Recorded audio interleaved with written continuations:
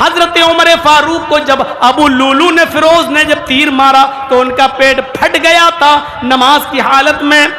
جب ان کو بے ہوش ہو گئے, جب ان کو ہوش آیا تو سب سے پہلے انہوں نے نماز پڑھی, لیکن خون پیٹ سے اتنا نکل گیا کہ کھانا کھلایا جا رہا تھا تو ان کے پیٹ سے باہر آ جاتا تھا, دودھ پلایا جاتا تھا منہ سے تو پیٹ سے وہ باہر نکل جاتا تھا.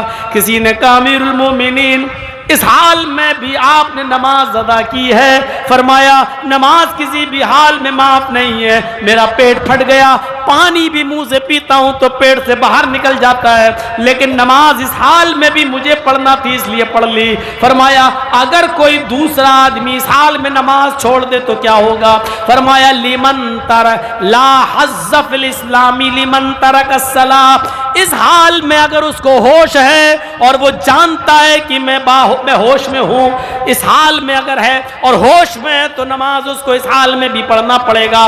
اگر اس حال میں ہوش میں ہونے کے باوجود نماز نہیں پڑھتا ہے تو اسلام کے اندر اس کا کوئی حصہ نہیں ہے. پیٹ پھٹ جائے, کھانا پانی پیٹ سے نکل رہا ہے اور ہوش میں, نماز اس حال میں بھی پڑھنا پڑے گی. اگر اس حال میں نماز نہیں پڑھتا تو اسلام میں اس کا کوئی حصہ نہیں. حالت تندرستی میں ہٹا کھٹا موٹا ہونے کے باوجود ہم نماز نہ پڑھیں تو اس کا اسلام میں کتنا حصہ ہوگا؟ رحمت للعالمین کی رحمت دیکھو, 50 سے 40 کروائی, 40 سے 30, 30 سے 20, 20 سے 10, 10 سے 5. کہا اب مجھے شرم آتی ہے بار بار جانے میں. اللہ نے کہا جاؤ, لیکن بار بار گئے. کیوں گئے؟ میری امت نہیں پڑھ پائے گی اتنی, اس لیے بار بار. یہ رحمت نہیں تو اور کیا ہے؟ قرآن کی اس آیت کو کتنا بار پڑھا جائے. حریص علیکم بالمؤمنین, وہ مومنوں کے لیے بڑا مہربان ہے. یہ مہربانی نہیں ہے تو اور کیا ہے؟ ذرا غور کرو. ایک صحابی تیروں کا ایک بنڈل بنایا, 15-20 تیر کے اکٹھا کر کے گٹھری بنائی. اور تیر میں آپ نے دیکھا ہوگا آگے کا حصہ نوکدار ہوتا ہے, نوکدار.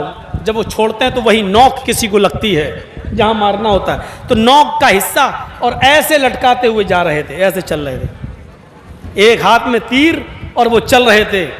وضو بنا کر اسی حال میں مسجد میں داخل ہوئے. اللہ کے نبی نے دیکھا تیر کا حصہ, نوک والا حصہ آگے ہے, اور یہ صحابی ہاتھ ہلاتے ہوئے اندر داخل ہوئے. رحمت للعالمین کا رحم دیکھیے. آپ نے کہا آئے صحابی, آپ نے کہا اس شخص سے جو تیر لے کے چل رہا تھا, آپ نے کہا تیر کے سروں کو اپنی مٹھی سے مضبوطی سے پکڑو, تیر کے سروں کو مضبوطی سے پکڑو. کئی لا تخدش مسلمن, کہیں کسی تیر کی نوک سے کوئی مسلمان زخمی نہ ہو جائے. رحمت دیکھیے نبی اکرم کی. آپ نے دیکھا صحابی تیر لے کے جا رہے ہیں, ادھر مسجد میں اور بھی صحابہ جا رہے ہیں. ایسا نہ ہو کہ آگے والا تیر کی نوک کسی دوسرے صحابی کی چپ جائے. کیا کہتے ہیں کہ تیر کے آگے والے حصے کو پکڑ لو مضبوطی سے اور ہاتھ مت ہلاؤ. کئی لا تخدشوا مسلمن, تمہارے تیر کا اگلا حصہ کسی مسلمان صحابی کو لگ کر اس کو زخمی نہ کر دے. امام کائنات کی نظر کتنی تیز ہے. آپ صحابی کے تیروں کو دیکھ رہے ہیں اور یہ محسوس کر رہے ہیں کہ کسی مسلمان کو یہ تیر چبھ نہ جائے. سچ کہا, عزیز علیہ ما عنتم, کانٹا تمہارے چبھتا ہے, درد محمد رسول اللہ کو ہوتا ہے. یہ احساس اللہ کے نبی کے اندر ہے. اتنا بھی گوارا نہیں کیا. جو نبی تیر کی نوک کسی مسلمان کو لگ جائے اتنا بھی گوارا نہیں کر رہے ہیں, وہ نبی کیسے گوارا کریں گے کہ کوئی مسلمان کسی مسلمان کو قتل کر دے, کوئی مسلمان اپنی بندوق یا پسٹل یا AK-47 یا تمنچا نکال کر اس کی گولی سے کسی دوسرے مسلمان کو قتل کر دے. آپ اندازہ لگائیے, جو نبی تیر کی نوک چبھ جائے کسی کو, اتنا بھی اتنا بھی برداشت نہیں کر رہے ہیں کہ کسی مسلمان کو تیر کی نوک چبھے. وہ نبی کیسے برداشت کریں گے کہ کوئی مسلمان کسی مسلمان کی گردن اڑا دے؟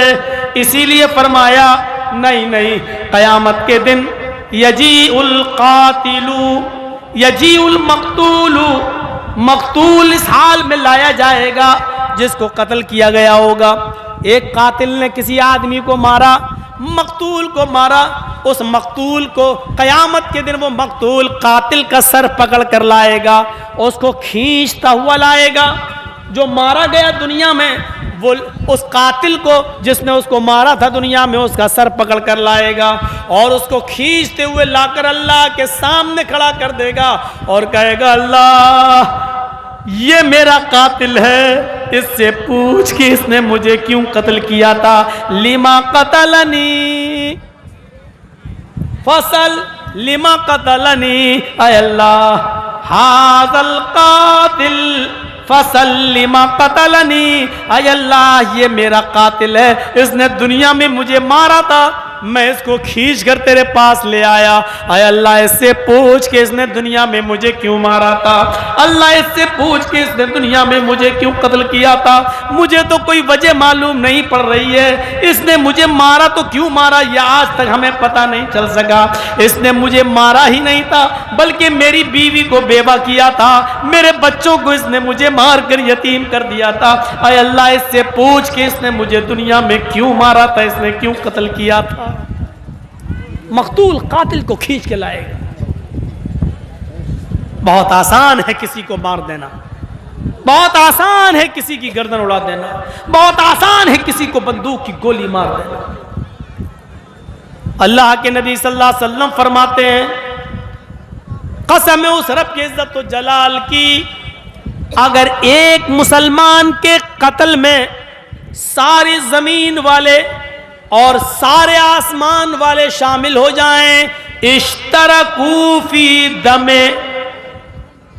مسلمین، ایک مسلمان کے قتل کرنے میں آسمان کے سارے فرشتے مل جائیں اور دنیا کے ساری انسانیت مل جائے، آدم کی ساری اولاد یعنی پوری دنیا مل کر ایک مومن کو قتل کر دے، ایک مسلمان کو قتل کر دے، تو قیامت کے دن اس ایک مسلمان کو قتل کرنے والے سارے فرشتوں کو اور پوری دنیا کے انسانوں کو اللہ رب العالمین لاکب اللہ النار، اللہ رب العالمین اوندے منہ جہنم کے اندر ڈال دے گا.